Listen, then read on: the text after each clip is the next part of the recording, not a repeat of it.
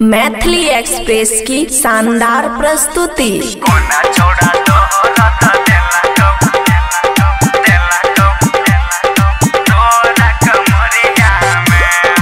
खुशी recording studio बलुआहा।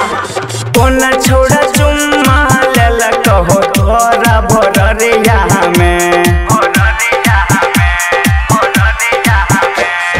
कोना छोड़ा चुम्मा लेला कहो तोरा भोररिया में, कोना छोड़ा दर्द देला कहो तोरा कमरिया में, कोना छोड़ा दर्द देला कहो तोरा कमरिया में।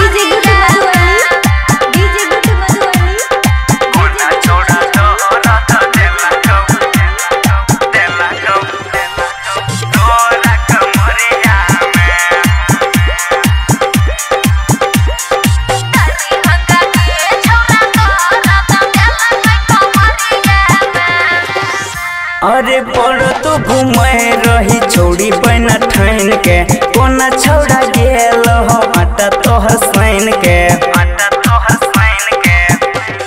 हम ने बुझलिए कि एना उ करत तब छौरा हमरे पीछा करत। अरे केस फसला छौ कोना तोरा सिकरिया में, केस फसला छौ कोना तोरा सिकरिया में, कोना छोड़ा दर्द देला कहो तोरा कमरिया में, कोना छोड़ा दर्द देला कहो तोरा कमरिया में।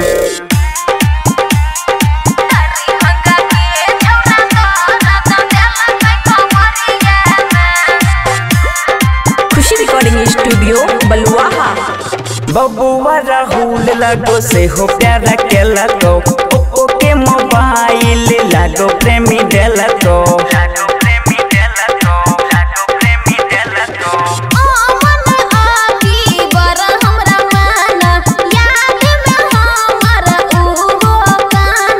गायक पोर कीरती पलक हो तोरा अनहरिया में, गायक पोर कीरती पलक हो तोरा अनहरिया में, कोना छोड़ा दर्द देला कहो तोरा कमरिया में, कोना छोड़ा दर्द देला कहो तोरा कमरिया में।